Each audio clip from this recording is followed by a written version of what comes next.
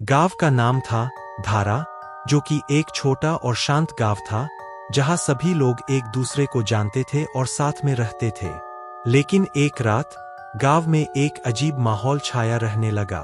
एक दिन गांव के नवनिर्मित प्राथमिक स्कूल की प्रिंसिपल ने स्कूल में एक नई शिक्षिका की नियुक्ति की। उसका नाम था मीना। मीना एक युवा लड़की थी जो कि बहुत ही उत्साही और संजीवनी थी। लेकिन कुछ ही दिनों में उसके साथ अजीब घटनाएं शुरू हो गईं। मीना को हर रात विचित्र आवाजें सुनाई देने लगीं और वह महसूस करने लगी कि कोई उसका पीछा कर रहा है। धीरे धीरे वह डरने लगी और स्कूल में अकेले रहने से डरती थी। एक दिन जब मीना स्कूल के पीछे की बगीचे में टहल रही थी, तो उसने एक विचित्र और भयानक चीख सुनी। वह उस ओर दौड़ी और जब वह पहुंची तो उसने अपने सीधे हाथों में एक लाश देखी। वह थरथराई हुई और भागी, लेकिन उसका डर यह था कि वह लाश किसकी है। उसने अगले दिन स्कूल के प्राथमिक विभाग की लाश की घटना को प्राथमिक विभाग के उपाध्यक्ष को रिपोर्ट किया।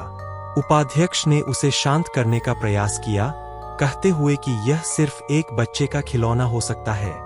लेकिन मीना ने अपनी बात पर अटल रही और जांच के लिए पुलिस को बुलाया।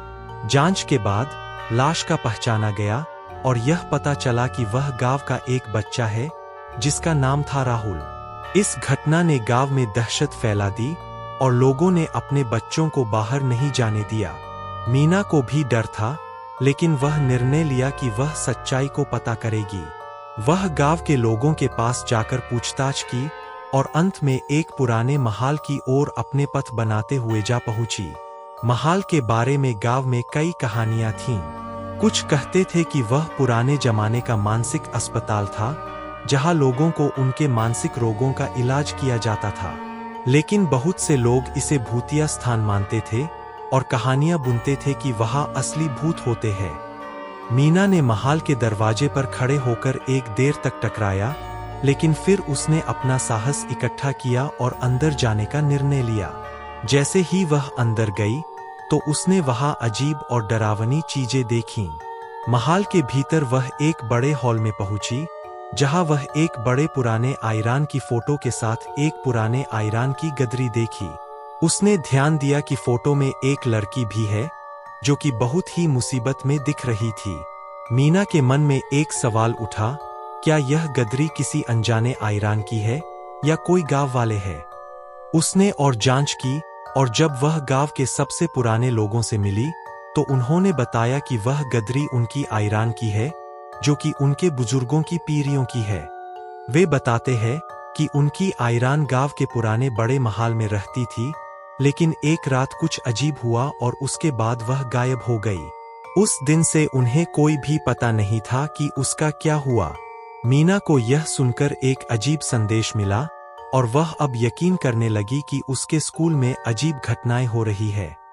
उसने अब तक जो भी जानकारी इकट्ठा की थी उसे पुलिस को सौंपा और अब उसे लगा कि उसका कर्तव्य है इस रहस्य को हल करना। लेकिन जैसे ही वह महल में वापस गई, उसने अपने आप को एक अजीब महसूस किया। वह लगातार विचार कर रही थी कि उसको क्या करना चाहिए, जब उसने अचानक एक ध्वनि सुनी, मीना, मेरी मदद करो। ध्वनि अजीब और भयानक थी और मीना को वह एहसास हुआ कि यह ध्वनि गांव के लापता बच्चे राहुल की हो सकती है। वह ध्वनि के पीछे भागी और जब वह वहां पहुंची तो उसने देखा कि राहुल को उसी गदरी में बंधा हुआ है। मीना ने राहुल को छुड़ाया, लेकिन उसने भी देखा कि उसके चेहरे पर एक अजीब सी चिंगारी थी। वह दरवाजे की ओर बढ़ी और अचानक उसने महसूस किया कि कुछ उसको पीछा कर रहा है। उसने ध्वनि सुनी, तुम कौन हो? मीना का दिल धड़कने लगा और वह तेजी से भागने लगी। उसने विचार किया कि वह किसी आत्मा से मिली हो, लेकिन उसने किसी से मिले नहीं थे। वह बिल्कुल ही बेहोश हो गई और जब उसने होश में आई तो वह अपने घर में थी। मीना ने जितना भी घटनाक्रम समेटा, उसे लगा कि वह अपने स्कूल की बड़ी गदरी का रहस्य हल करने के लिए अब तैयार है। वह जानने के लिए तैयार थी कि वह अजीबोगरीब और भयानक चीजें क्या थीं और कौन उसका पीछा कर रहा था। उसने फिर से महाल की तलाश की लेकिन जब वह पहुंची तो उसने देखा कि वहां कुछ भी नहीं था। वह खोजते रही और अंत में एक बंद कमरे में पहुंची, जहां उसने एक अजीब मित्र को देखा। वह अजीब मित्र वह आयरान लड़की थी जिसकी गदरी में उसने गदरी में देखा था। वह अपनी आंखों में एक गहरी उदासी लिए खड़ी थी और उसने मीना से कहा, मेरी मदद करो। मीना ने उसको छुड़ाया और फिर वह गांव की ओर लौटी, लेकिन वह जानती थी कि उसका साहस अभी भी बाकी है और वह इस रहस्य को हल करेगी। उसने निश्चय किया कि वह गांव के लोगों को सत्यापित करेगी और उस गदरी का रहस्य सुलझाएगी।